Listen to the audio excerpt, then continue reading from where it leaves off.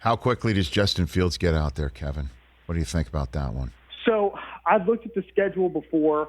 They play the Packers in mid-October, and I think you don't want him to make his debut against Green Bay. That's just too much pressure, especially if Rodgers is there, or especially if Jordan Love is there. You don't want the two young quarterbacks going off against each other. I think in week 3 they play the Lions. I think that might be good. Unless Dalton sets the world on fire, I really don't think he's going to make it to October. I think they want to see Justin Fields. I think Justin Fields is NFL ready.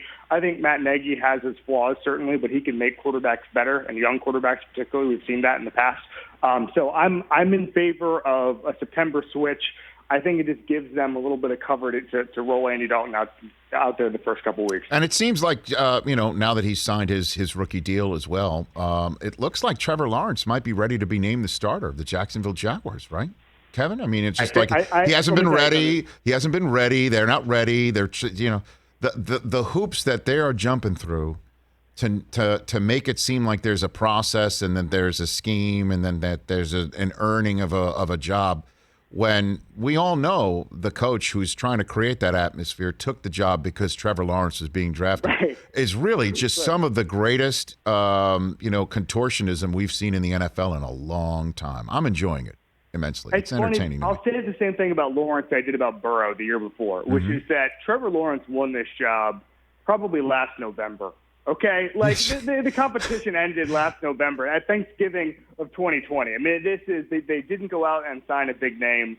They're obviously, at one point I remember right before the draft they asked Urban if he was going to draft Trevor Lawrence. He said, well, that's the direction we're heading. And it's like, okay, man, like you have the first overall pick. You don't have any other options to start him. Like, I promise you Trevor Lawrence is coming in as the starter, well before whenever they name him the starter in a couple of weeks or even a month. Kevin, I'll do you one. Kevin, I'll do you one better.